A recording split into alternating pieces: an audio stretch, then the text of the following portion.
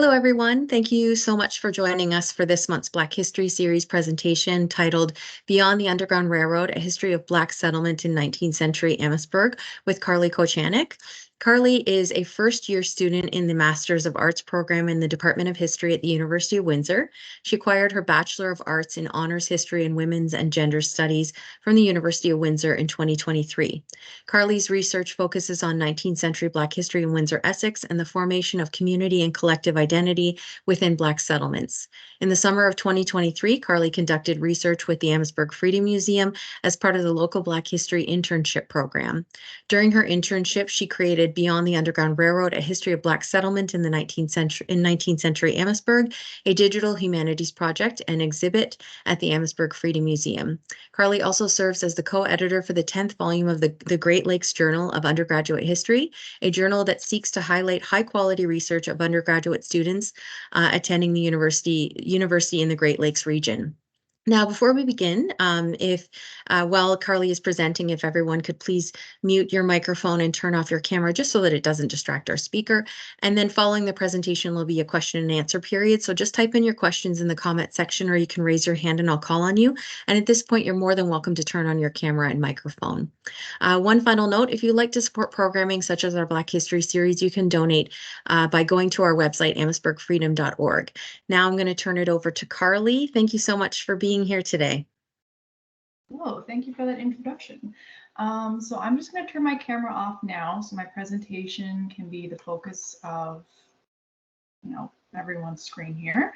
So like Lorraine said, I'll be presenting Beyond the Underground Railroad, A History of Black Settlement in 19th-Century Amherstburg. And essentially, I'm just kind of going to go over what the exhibit is. So it was kind of resulted from my participation in the local Black History Internship, which took place between January and August of 2023 of this past year. It is a partnership that was established between the Amherstburg Freedom Museum and the Department of History at the University of Windsor. And I conducted a lot of this research under the supervision of Dr. Lorraine Lenny, as well as Dr. Greg French from the Department of History. Now, my exhibit, you'll see a picture of it on the screen here. It focuses on 4 former Black settlements in Amherstburg throughout the 19th century. So we have the Haiti Settlement, Marble Village, Mount Pleasant, and the George King Seymour Street Settlement, as well as the role of Julia Turner, who was a teacher and landowner in these settlements. And now you'll see as well in the picture there up above, there's a screen which has the virtual map of my exhibit. So the physical exhibit that's in the museum is only a small portion of the work that has been done to map out Black settlement in Windsor, Essex. It continues in this online format, which has the interactive map that kind of features different settlements as well throughout Windsor, Essex. So I have some settlements mapped out in Essex, which were previously Colchester North and Colchester South, as well as a small portion of Windsor, which was formerly Sandwich. This online map kind of provides a more detailed view of Black settlement in Windsor, Essex as a whole, but for today, I'm just going to be focusing on the research I conducted in Amherstburg. So kind of before I jump into the presentation, just to kind of give kind of a background as to why settlement in this area is so, important and relevant. And so basically in 1850, the United States passed the Fugitive Slave Act, which required authorities to seek out and capture freedom seekers and free Black individuals, either seeking asylum or living in northern states.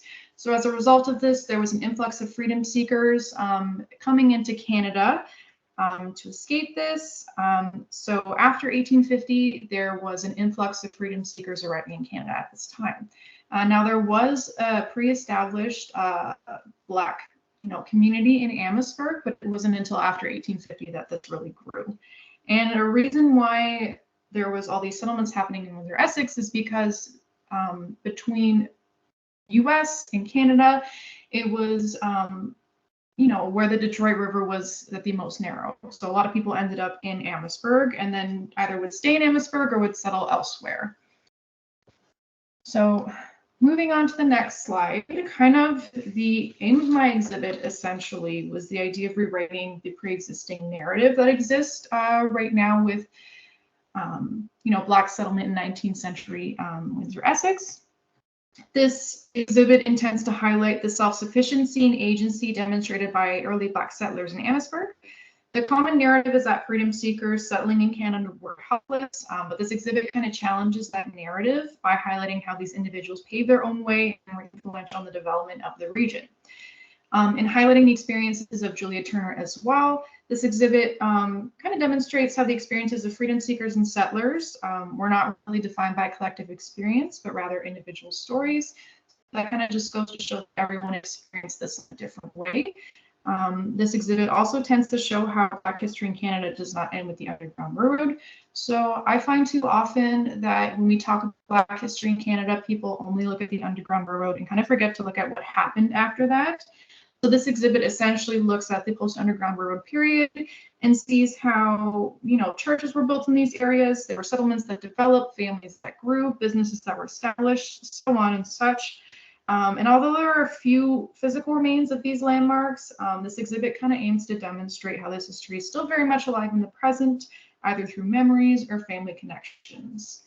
Now, for the focus of my exhibit, there's kind of 4 things that came up a lot while I was doing my research, which were kind of central to these settlements, which were different institutions. So this includes churches, cemeteries, schools, and businesses.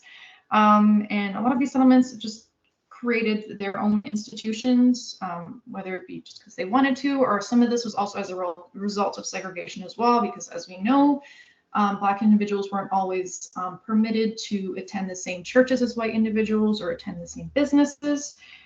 So looking at these institutions, it's kind of important to this project as it demonstrates the self-sufficiency and agency of these settlements as well. So the first settlement that I want to discuss, unfortunately, we don't know a lot about this settlement, but it's the Haiti settlement in Canada. And like I said, evidence of this community is very minimal, and there's really no explanation of how it got its name. But it is said to have been located in Anderton, between Concession Road 2 North and Concession Road 7 North. But other research has also stated that it was located on Concession Road 4 North. So again, not very specific, but generally kind of in the county area. So kind of given the distance between these concessions, I've kind of come to the conclusion that it was likely scattered across farmland to the east of Concession Road 3 North. But there's not a lot of concrete evidence that supports that assumption. And if I just turn over here to my map, I can kind of show you where that was. So if we zoom in here, this area is what we know of today as Amherstburg. The northern portion was known as Anderton, the southern portion was Malden, and then this small little box there, that was what was known as Amherstburg. So in Anderton here, the Haiti settlement essentially existed starting at this road here, so Concession Road 3 to the right of that, and was kind of generally speaking in this large farmland here, or this county area. And again, that's a very large piece of land. I don't really know specifically where people were settling, but it was likely some sort of settlement in that area. So areas of Anderton were also previously granted to Indigenous peoples. So that also means that the Haiti settlement may have occupied this space as well.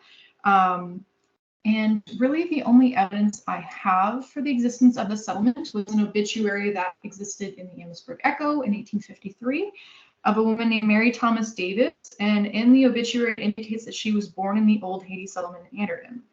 Now, given that she was 86 years old when she had passed, and this article was published in 1953, it kind of suggests that the settlement exists during the mid-19th century.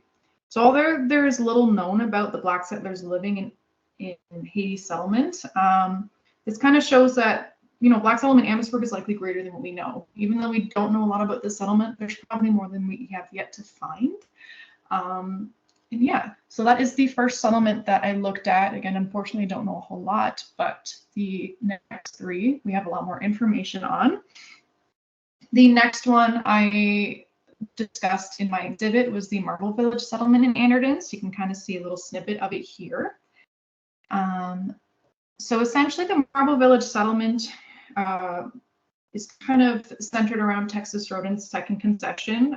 This community has been associated with the Italian Canadian community, but before that it was, a predominantly Black community. It was located on Lot 10 of the 1st Concession in the township of Anderton. And it consisted of roughly half of Lot 10, that is north of Texas Road and to the west of Second Concession. And actually, Ari Moore Davis's chapter in A Fluid Frontier highlights the Marble Village settlement, which was really well done. And I actually got a lot of some of my information from her chapter as well. But just to give you reference as to where this was, so in this area here, this is what is present-day Kingsbridge, which is a subdivision in town. And then if we zoom in, we can see the corner of Second Concession Road North and Texas Road. In between Front Road or Highway 18 and Concession Road 2, this whole lot here was a lot owned by a man named Roland Wingfield. And Marble Village was just a portion of that. So between Nob Hill Drive here and Second Concession, these were lots dedicated to the Marble Village settlement. So according to the land records for this settlement, there were 16 lots in Marble Village. And these lots, again, were sold mainly to Black and Irish settlers by Roland Wingfield. It consisted of 88 acres of land, which Wingfield then divided into 10 1-acre lots, 15 5-acre lots, and 1 3-acre lot. The settlement was established in the 1850s on a portion of land that was also previously populated by Indigenous peoples. I don't know if at the time this was established, there were still Indigenous peoples living here or not, but we just know that this was a part of Indigenous land. Now, most of the Black settlers actually living in Marble Village worked in the quarry, which was located across from the settlement on the south side of Texas Road. There were different names that I came across that was associated with this quarry. One is the Indian Stone Quarry Reserve, the Sloan Quarry, and the Burnell Quarry. And given the settlement's proximity to these quarries, it kind of gives reason to believe that Marble Village got its name from its association with stones. And originally, the Sloan Quarry was actually owned by a man named Captain John Sloan, who was an abolitionist known for hiring Black individuals in his quarry and selling property to Black families. Over time, the quarry was purchased by members of the White family, and then later on was under the ownership of Brunner-Mon Canada Company. So this whole property is, now in the present day, people think of it as General Chemical or the Brunner-Mon property, but it was previously a quarry, and a lot of individuals from Marble Village actually worked there. Another location in which Black settlers in Marble Village found employment was actually at Charles Thomas's senior saw and grist mill. So this mill was located just down the road from Texas Road to the east of Concession Road 3. So if we click on this point here, we can see that there used to be a saw and grist mill kind of on this corner. Now it's just a farmer's field. I don't have a lot of information about it, but just given its proximity, and we know that he had hired Black individuals there. There was likely a lot of individuals from Marble Village who worked here. As well as that, Marble Village was close to the Canada Southern Railway, which ran south of Texas Road to the Detroit River. Now, again, this is something I don't have a ton of information on, but just given its proximity to Marble Village, we can kind of assume that individuals worked there. Also, given the fact that railroads really expanded in the 1800s, it's very likely that residents from Marble Village worked for the railway.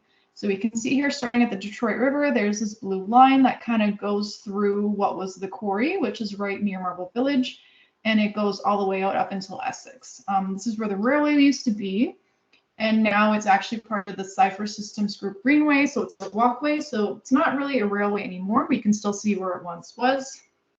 And again, it's likely that individuals in Marble Village worked here. So residents of Marble Village continue to maintain self-sufficiency through their establishment of the Marble Village School, officially known as SS1. And I have pictures here of students standing outside of what was the Marble Village School. So this school was also known as the Quarry School, which had moved from the Sloan property to the Marble Village settlement near the corner of Concession Road 2 North and Texas Road. According to the land registry, 1 acre of land was granted to the school trustees in 1856, where it remained until its closure. And on the bottom of the slide here, you can see a portion of this, this land deed. You can see that Roland Wingfield had granted the 1 acre to the trustees of the school. And there were actually some notable individuals who taught at the Quarry School or the Marble Village School, which includes Julia Turner, again, who I mentioned before, and I will talk about later, as well as John H. Alexander. And essentially, this school as well likely had housed a church. Some articles from the 1940s talk about how the Marble Village School was used as a church and also possibly as a cemetery. It is said that at some point workers from the quarry had religious and social gatherings on the Sloan property where they held camp meetings. So, given that these meetings were held at the quarry and that the school used to be at the quarry, it's possible that once the school had moved to its own property, that these religious meetings also moved to the school as well. So although it's not really confirmed in records, there's some local lore that discusses this, that the property SS number 1 likely had a cemetery and church, which was established by members of the community. So again, if we go back to the map here, you can see that in Marble Village, I have mapped out the Marble Village School. And we have, the land deed and everything there, and the possibility of a church and cemetery that was either on this property or, housed within the church, housed within the school as well. But in the present day, it's now just residential areas.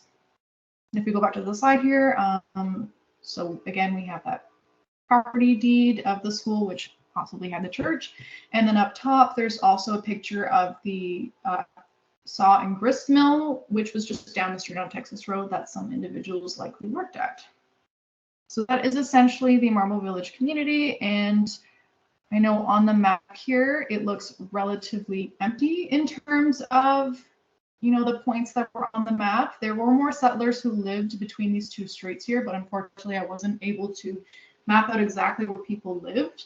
This is something that I didn't have enough time to do during the summer, but I'm hoping possibly in the future or this summer I can look into that and try and map out where some of these settlers lived. Now moving on to the next settlement, it would be the Mount Pleasant settlement that was located in Malden. Right, so the Mount Pleasant settlement was established in the early 1800s and remained active until the beginning of the 20th century. The settlement was located in Malden. It was south of Alma Street to the east of Concession Road 4 South, and it was contained by Lake Erie in the present-day boundaries of Amherstburg. This former settlement now consists of neighborhoods known as Busy Bee Corners, Malden Center, and part of Sinnesack Corners. The settlement was likely farmland, which is consistent with the present-day geography of the area. Some of the individuals living in Mount Pleasant as well received their land as part of their participation in Captain Caldwell's company of colored volunteers during the rebellions of Upper Canada. At the heart of this settlement is also the Mount Pleasant Baptist Church and Cemetery. And actually behind the Freedom Museum, there are remains of markers that were brought from the Mount Pleasant Cemetery to the museum that are being preserved there. So one of the first and vital settlers to the Mount Pleasant Cemetery was John Hedgeman, who was a freedom seeker from Kentucky who came to Amherstburg in 1832. According to land records, Hedgeman had purchased property on the northern portion of Lot 83 on the 7th concession in Malden from the Canada Company in 1839. And although it's not documented in land records, it is said that Hedgeman donated a portion of his property in 1865 to the Mount Pleasant Church in order for them to construct a church and cemetery. So the church was not built until after 1865, but the church did operate from about 1841 to 1906. So likely before 1865, members would have met in individuals' homes on a weekly basis. Research also shows that this church did not have a dedicated pastor at this time, but different members of the community would take on the role over the years. So if we return to my map, I will zoom out. And when I'm speaking of Mount Pleasant, I'm referring to, this general,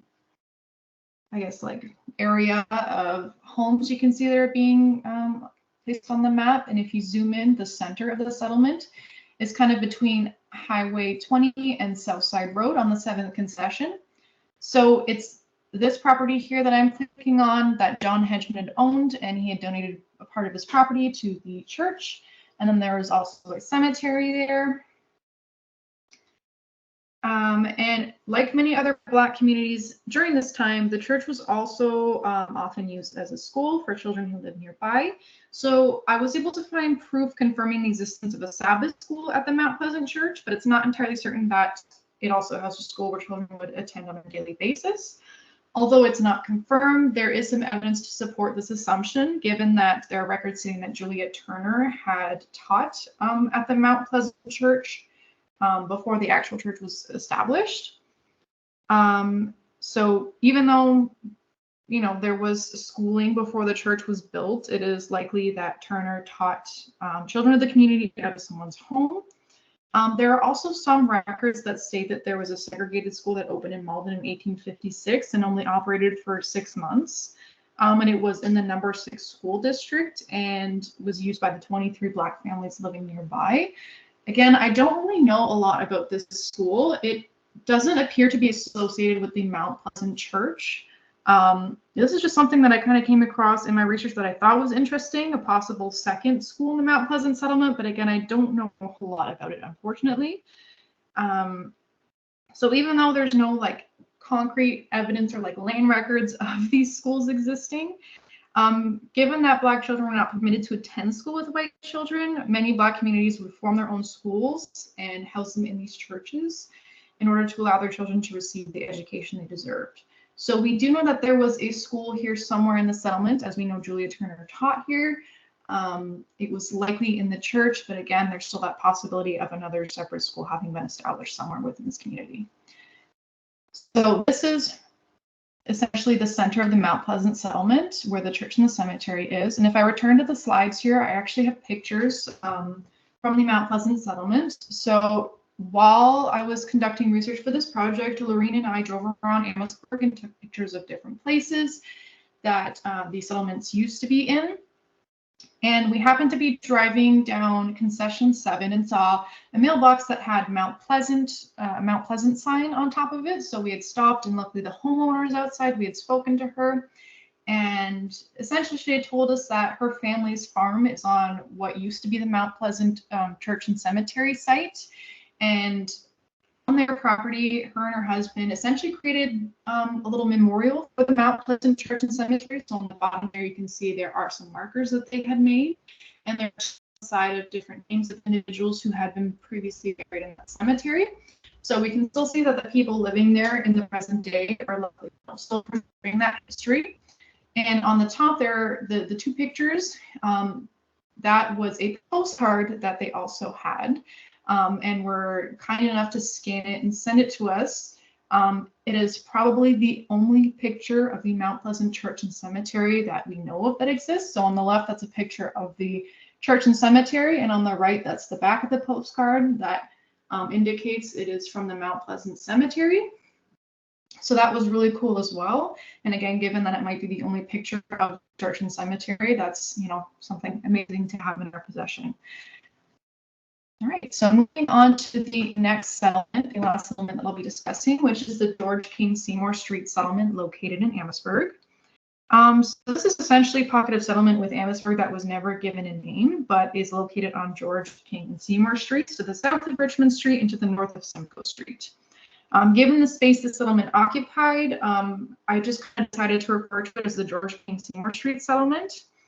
And a possible explanation for the concentration of Black families on these streets is that abolitionists such as John Sloan, who I had mentioned earlier, who was the owner of the Sloan Quarry, as well as Captain Charles Stewart, who had purchased properties and sold them to freedom seekers and other Black individuals, and that resulted in them settling in this area. So if I look at my map here, a moment, we go back to this little area that was once considered Amherstburg, and you zoom in, you can kind of see that there was a lot of homes and other institutions that had established themselves on these three streets. This is actually the area that surrounds the Freedom Museum in the present day. So again, you can kind of see how there is a little pocket of settlement here. So like other Black settlements, the George King Seymour Street settlement was centered around a church and a school. In 1851, a separate school was created under the Common Schools Act, and it was located on King Street and was first held in a home by an individual known as Mr. Lewis. At the time, their teacher was John Underwood, but then later in 1854, Julia Turner, who taught at the Mount Pleasant School, she later came to the King Street School and replaced John Underwood. But in 1856, she was forced to resign after parents objected to having a female teacher at the school. They thought that a male teacher would do a better job at educating their children, essentially. So in 1864, King Street School moved from their location that they were renting from Mr. Lewis, and unfortunately, I don't know what this original location was, but we do know that the location they moved to was on Lot 27 on the west side of King Street, which is presently the location of the Mount Beulah Church of God in Christ at 246 King Street. So if we zoom in, it's actually just down the street from the Freedom Museum. That is where the King Street School is. So essentially the log building that was on the site was replaced in 1875 by a stone structure. And starting in either 1879 or 1880, John Alexander had ran the King Street School until the early 1910s, when it was eventually integrated with the new school, the new public school, which resulted in the closure of the King Street School. So although the school is now closed, you can still go to the property and kind of see where that building once was, because it now houses the church. But during its operation, the King Street School was also used by the community outside of schooling hours for things such as Sunday school. It was a place for people to socialize, kind of get together. They had community gatherings. It was also a place for organizations like the local Temperance Society and the Amherstburg Literary Society to get together. So again, you can kind of see how this school was really central to the community. All right, and then if we go back to the slide, I also have a picture here of John Alexander outside of the King Street School with some of the students that attended there. And then below is a picture of the Mount Karleigh Church of God in Christ in the present day, kind of showing, you know, how that location has kind of changed. Now, throughout the 19th century, Black individuals in the George King Seymour Street settlement either usually attended the Amherstburg First Baptist Church or the Nazarene African Methodist Episcopal Church. So the First Baptist Church, which is the photograph on the top right there, is located at 232 George Street and is known as the Mother Church for the Amherstburg Regular Baptist Association, which is the African Canadian community's longest running and farthest reaching organization, made up of several Baptist churches in Ontario and in Michigan. So First Baptist Church was founded in 1836 and is said to have been a final station of the Underground Railroad. So a lot of freedom seekers upon arrival into Canada would stop here first. So members originally met in people's homes. So this is consistent with other settlements such as Marble Village and Mount Pleasant. And then eventually they had decided to build First Baptist Church. So the first pastor of the church, Reverend Anthony being a senior, actually worked to raise funds to construct the building. This decision was made in 1845. So it was after that that the physical building was built. And then we also have the Nazarene AME Church, which was founded in 1826, but the building wasn't constructed until 1848. So again, members worshipped in homes of fellow congregants before the actual church was built, and it was also used as a final station for the Underground Railroad. And now this church is located on the east side of King Street, which is now part of the Amherstburg Freedom Museum. So the Nazarene AME Church was named after Reverend Willis Nazarene, who led several congregations from the American-based Methodist Episcopal Church to a new Canadian-based British Methodist Episcopal Church. This church was established by Reverend Noah C.W. Cannon, who along with church trustees purchased the land for this building. The last service at this church was held in 1988. And over the years, the Amherstburg Freedom Museum has continued to preserve the church, and it was actually designated as a National Historic Site in 1999. So like many other of the communities discussed, the First Baptist Church and the Nazarene AME churches were an important part of the George King Seymour Street settlement. So at the bottom right, you can see a picture of the Nazarene AME church, and then I'll show you here. If you go down the street on King Street, you can see I have a point mapping out where the Nazarene AME church, which is now 277 King Street. And if we go up to George Street, you can also locate where the First Baptist Church once was, and you can kind of just see the proximity of these churches to one another and the different people who lived in the settlement. Now, what is also really unique about this settlement itself is that there were several businesses established nearby, and they were businesses owned and operated by members of the Black community.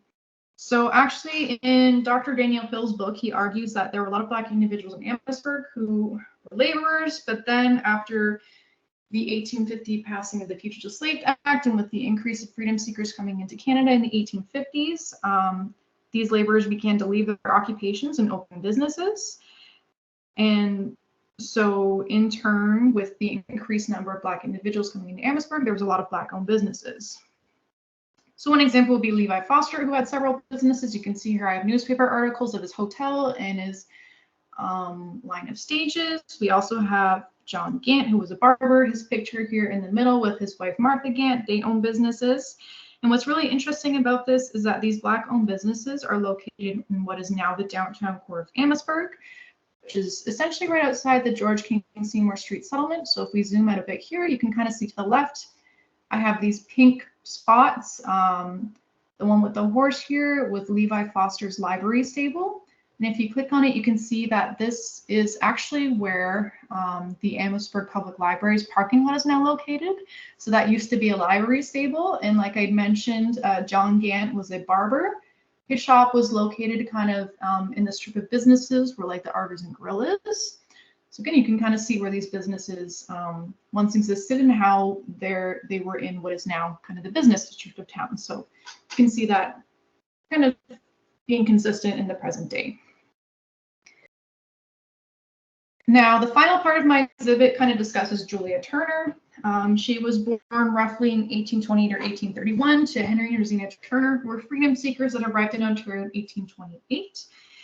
Dr. Afu Cooper has done a lot of research on her and has said that Henry and Rosina Turner likely operated a grocery store and a rooming house in Amherstburg and also a carpet business. So they were also likely business owners within the area. Turner herself began working as a teacher at a separate school at the age of 14. She was one of the oldest children of several. So it was very common at the time for children to begin working to help support the family. Turner was a teacher for over 35 years, and her first teaching position was at Mount Pleasant, like I mentioned before. And then she had later moved to the King Street School. After she was forced to resign from King Street School, there's really no record of where she was working at the time, but it was very likely she was still working in a school, as there are records of her upgrading her teaching credentials. In 1862, she taught at the Marble Village School for 1 year, and then in 1863, she started working at a separate school in Sandwich, where she remained for the rest of her career until her retirement, sometime between 1880 and 1890. Now, I don't really know the name of the separate school in Sandwich. That is something I still hope to find out. Another significant thing about Julia Turner is that she owned lots of property within Windsor, Essex. I know of 19 of these properties. 17 of them have been located on the map, but there's still likely more. And you can see here, I actually have a newspaper articles of some of her land being sold. So after her passing, some of her land had been sold at an auction. There's also one down below here that talks about farms for sale by Julia Turner. And what's interesting about this is that actually in this advertisement, her brother is also listed, even though she was the sole owner of these properties. So it kind of leads one to believe if maybe she had put her brother's name on this to maybe appear more reputable, because again, during this time, it was quite rare for women to own and sell property. So again, we wonder maybe if, her difficulties in regards to gender-based discrimination in the school kind of carried on into her land ownership. The one larger picture kind of in the center here is also actually the land deed of the Turner family property that her parents had owned. And Julia and all of her siblings have all signed it. What I find is really interesting is at the very top is where Julia Turner had signed, but her name is crossed out. I don't know why. I just thought that was really interesting that out of all of the siblings' names, only hers was crossed out. And again, I don't have an answer for this. I really wish I knew, but unfortunately I don't. I also have a land deed on the right side of her purchasing a property from Stolander Green. This is one of her properties in Malden. Again, I just think it's really interesting kind of getting to see all these, I guess, sources that show what properties she bought and sold. So if we return to the map here, I can show a few of the points. So in the George King Seymour Street settlement, she had owned lots kind of in this area. We know she owned property in Marble Village as well as in Anderton. So she had owned property here in Marble Village and whatnot. And also there are some properties in Sandwich. So now essentially the future of this project, again, there's a lot of things that I wish I could have done this summer, but I just didn't have the time. There's so many more things I want to explore that I just don't have answers for yet. So essentially, for the basis of my major research paper for my MA degree, I want to focus on Julia Turner and her role within these communities. I'm kind of hoping to look at Turner's possible influence within these communities, given her position as a teacher and a landowner. I also want to question how gender affected this, because she did face gender-based discrimination while working in schools. So that's something else I want to bring into question. I also want to see what identities emerge from these communities and how Turner's presence within these settlements kind of helped shape this. And one of the biggest things I want to look into is her working in Sandwich. I know that there was a separate school there in Sandwich. I don't know the name, but she had several properties in Sandwich, and you can see a picture here that were all relatively close together. So I'm wondering if there was a possible settlement in that area as well. So I'm hoping maybe if I do some research on this settlement, maybe that'll help me, get some of the answers I'm looking for. So essentially that concludes my presentation for today. Thank you all for your time and for listening. I also, before I end, I just want to say that a lot of this research also would not have been possible without the help of those at the Amherstburg Creek Museum, as well as local researchers and local historians who do this work just for the love of it.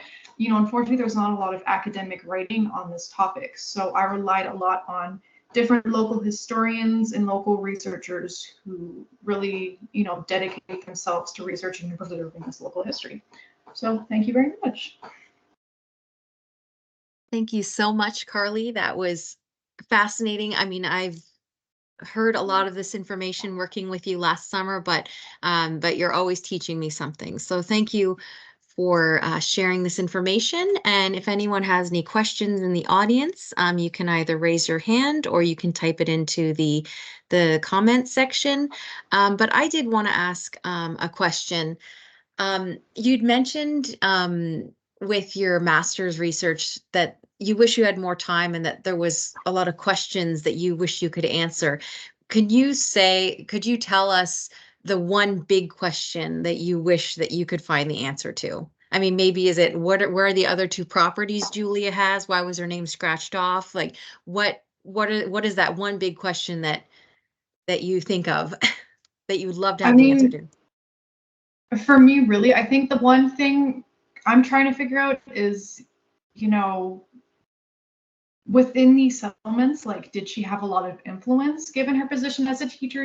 She was in charge of educating all these people's children. So I'm just wondering, maybe, was she seen as like a well-respected woman? Maybe did she have some sort of power within these communities?